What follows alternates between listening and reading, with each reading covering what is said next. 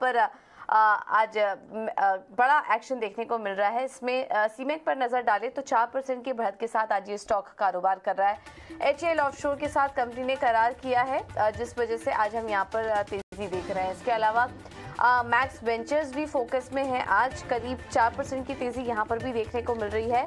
25 से 30 लाख वर्ग फुट पर कंपनी अपना प्रोजेक्ट लगाएगी और इस खबर के आने के बाद हम देख रहे हैं कि मैक्स वेंचर में भी तेजी का रुझान है।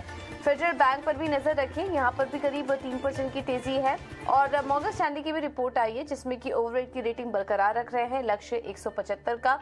अगले कुछ सालों में फेडरल बैंक का मानना है कि उनका जो नेटवर्थ है वो 2 गुना हो सकता है। तो इस तरह के पॉजिटिव कमेंट्स आ रहे हैं एनालिस्ट मीट के जरिए फेडरल बैंक से भी जुड़े, जिसकी वजह से हम यहाँ पर तेजी देख रहे हैं। तो ये हैं मिड कैप के धमाकेदार एक्शन वाले स्टॉक्स आपकी स्क्रीन पर। इन पर हम आगे और चर्चा करेंगे, लेकिन चलिए एक बार वामाक्षी से समझ लेते हैं कि मिड कैप स्पेस में और कहां पर एक्शन देखने को मिल रहा है, कहां तेजी है, कहां मंदी है। ये बताने के लिए वामाक्षी हमारे साथ जुड़ चुकी हैं। वामाक्षी गुड मॉर्निंग, माफ कीजिएगा गुड आफ्टरनून। बताइए मिड कैप स्पेस में और कहां पर एक्शन दिख रहा है इस वक्त? जी बिल्कुल पूजा, शुरुआत करते हैं हम कुछ टॉप गेनर्स के साथ। तो आज हम देख रहे हैं कि मिड कैप स्पेस में काफ़ी अच्छी तेज़ी नज़र आ रही है। APL अपोलो ट्यूब कल 4% गिरा था, मगर आज देखिए करीब 6% की तेज़ी के साथ कारोबार कर रहा है। ये मैक्रोटेक डेवलपर्स 3 दिन से हम देख रहे हैं कि लगातार 3 दिन से स्टॉक में काफ़ी अच्छी तेज़ी बरकरार है। टाटा टेली सर्विसेज भी 2 दिन से स्टॉक में हम देख रहे हैं काफ़ी अच्छी तेज़ी नज़र आ रही है। और इनफैक्ट पिछले 2 दिनों में स्टॉक में करीब 10% की तेज़ी हमें दिखाई दी है। अडानी विल्मर हम देख रहे हैं कि पहले कुछ दिनों पहले कंटिन्यूसली लोअर सर्किट में था, मगर अब हम देख रहे हैं कि 2 दिन से ये स्टॉक अपर सर्किट हिट कर रहा है। खैर ये तो हो गए टॉप गेनर्स। अब बात करते हैं हम कुछ टॉप लूजर्स की। तो 3M इंडिया हमारे लिस्ट में शामिल है, क्योंकि 2 दिन की तेजी के बाद स्टॉक में हम देख रहे हैं कि आज गिरावट नजर आई है, लाल निशान में कारोबार कर रहा है। TVS मोटर्स भी करीब 1% से अधिक से गिरा है। 4 दिन से स्टॉक में हम देख रहे हैं कि लगातार दबाव बना हुआ है। जनरल इंश्योरेंस कल 3% तक बढ़ा था, मगर आज स्टॉक में हम देख रहे हैं मुनाफा वसूली हो रही है। और वेदांत फैशन में देखने मिल रहा है कि 4 दिन की तेजी के बाद स्टॉक में आज दबाव बना हुआ है।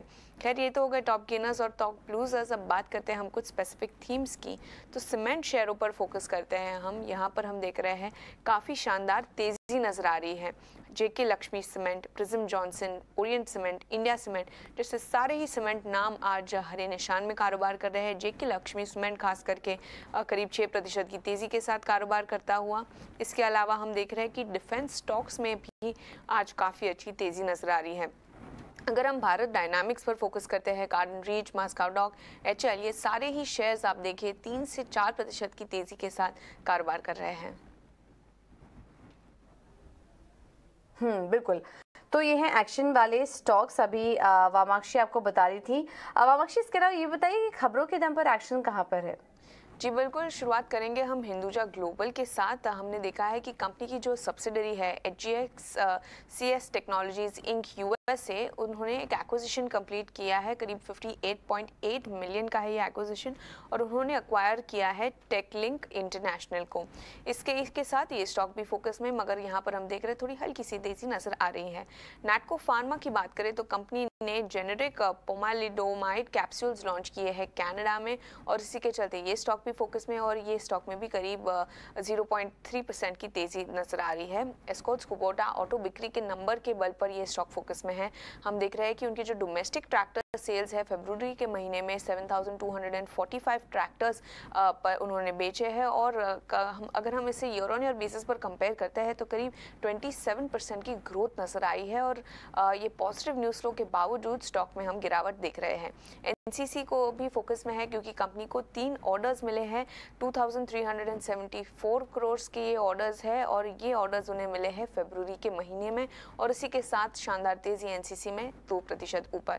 BST टिलर्स भी अपने ऑटो बिक्री के नंबर्स के चलते फोकस में है। टोटल पावर टिलर और ट्रैक्टर की जो बिक्री है फेब के महीने में 4,002 यूनिट्स उन्होंने बेचे हैं, और ये इनफैक्ट एक इंक्रीज है। 3,436 यूनिट्स बेचे थे उन्होंने फेब में पिछले साल।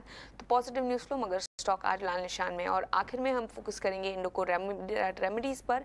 हम देख रहे हैं कि US FDA की तरफ से एक फॉर्म इशू हुआ है, फॉर्म 483, और 4 ऑब्जर्वेशंस आए हैं ये स्टॉक के लिए, और इसी के चलते इंडोको रेमेडीज फोकस में, हल्की सी तेजी ये स्टॉक में भी। ठीक है, तो गोवा प्लांट से 4 आपत्तियां जारी हैं, लेकिन स्टॉक पर ज़्यादा कुछ असर नहीं पड़ रहा और फ्लैटिश कारोबार हो रहा है। तो ये है मिड कैप स्पेस में से जुड़ी कंपनियों से जो खबरें आई हैं वो अभी वामाक्षी आपको बता रही थी। बहुत बहुत शुक्रिया वामाक्षी आपका ये सारी जानकारी देने के लिए। इसमें एनसीसी पर एक बार चर्चा कर लेते हैं। 2% ऊपर है ये स्टॉक। फरवरी में 2374 करोड़ के 3 ऑर्डर मिले हैं, जिसके चलते एनसीसी फोकस में। और हम देख रहे हैं कि इंफ्रा स्पेस इस बीच काफ़ी ज़्यादा खबरों में भी है, एक के बाद एक ऑर्डर मिलने की खबर आ रही है और आज एनसीसी से जुड़ी भी ये खबर आ रही है।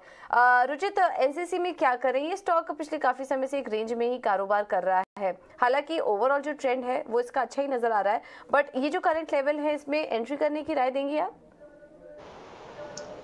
थोड़ा अगर ब्रॉडर पर्सपेक्टिव देखें तो ये जो पूरा कंसोलिडेशन पिछले 2-2.5 महीने में हुआ है वो मोर एक टाइम वाइज करेक्शन लग रहा है with in an up trend. और ये पूरे करेक्शन में स्टॉक ने अपने इंपॉर्टेंट जो सपोर्ट थे 89 या 100 EMA के वो इंटैक्ट रखे हैं। तो यहाँ पे ये अगर थोड़ा mid to long term perspective हो आने वाले कुछ महीनों के लिए तो सर्टेनली करंट लेवल्स के आसपास या कोई भी डिक्लाइन में 85 के आसपास मिलता है तो 85 से 90 की रेंज में स्टॉक में बाइंग की जा सकती है।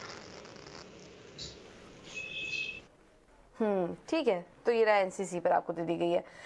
लेकिन चलिए अब आगे बढ़ते हैं और इस बीच हम एक के बाद एक बड़े कॉर्पोरेट्स के साथ, बड़े दिग्गज निवेशकों के साथ चर्चा कर रहे हैं और इन्फोएज के को फाउंडर संजीव बिखचंदानी से भी हमने खास बातचीत की, जिसमें कि उनका कहना है कि जब तक जोमेटो की ग्रोथ पर भरोसा है हम हिस्सेदारी नहीं बेचेंगे। आइए आपको उस कॉन्वर्सेशन का एक छोटा सा हिस्सा सुनवा देते हैं। We have witnessed these cycles earlier. We saw it in 2000 when the first dot-com bubble burst. We saw it in 2008-9 when Lehman went down. InfoEdge corrected by 75% at that stage. And then slowly it came back. So if your fundamentals are good and you keep on growing and just focus on the business and not your stock price, it's going to be all right. It will be different for different companies. So what I was advised in 2007 or 8 when Lehman went down by somebody who I regard as very smart, says market goes up, you run the business. Market goes down, you run the business. Market goes sideways, you run the business. That's it. That's what Dipinder to say, because he does not look at the stock price. He said, look, I've looked at the stock price only 3 or 4 times in the last 6 months. But you are an investor, which means you need to look at the stock price. Not really. We are long-term investors, so we don't even track our own stock price daily, right? So the conversations we have are not about the stock price. The conversations we have are about what's happening in the business, what's happening on path to profit, what's happening on growth, what's happening with competition, what's happening on any new initiative, what's happening on Blinkit. So we have operational discussions more than financial discussions. बिल्कुल, तो ये थे संजीव बिखचंदानी जोमेटो पर अपने निवेश पर बात करते हुए। जोमेटो का शेयर आज देखिए 2.5% ऊपर कारोबार भी कर रहा है। रुचित, ये स्टॉक कैसा लग रहा है आपको? जोमेटो इन स्तरों पर कभी हम देखते हैं कि कुछ खबर आती, कुछ डेवलपमेंट होता है तो अच्छी तेजी दिखने लगती है, लेकिन 55-56 के आसपास आकर फिर स्टॉक नीचे आ जाता है, तो इसमें ट्रेडर्स क्या करें? आई थिंक बेटर है इसको वेट एंड वॉच करना चाहिए, क्योंकि हमने देखा है कि पहले भी जब भी प्राइस अप मूव्स या पुल बैक मूव्स आए तो हाई लेवल्स पर सस्टेन नहीं रहा है स्टॉक, और काफी वॉलेटिलिटी हाल फिलहाल भी स्टॉक में ये पिछले कुछ महीनों में रही है। सो मैंने कहा यहाँ पे अभी तक कुछ ऐसे साइंस नहीं है कि स्टॉक एक ट्रेंडेड अप मूव दिखाने के लिए रेडी है। शायद प्राइस वाइज करेक्शन हो चुका है, but time wise corrective phase आने वाले कुछ समय के लिए स्टॉक बता सकता है। तो यहाँ पे 58 से 60 की रेंज में अच्छा रेजिस्टेंस है स्टॉक के लिए, वो जब तक वो पार नहीं होता है या अच्छे वॉल्यूम्स नहीं दिखते फिर से, तब तक करना बेटर है कि ये स्टॉक को अवॉइड करना चाहिए। What will be a trigger point for you to sell Zomato? Could it be valuation? Because ultimately it's an investment for you, and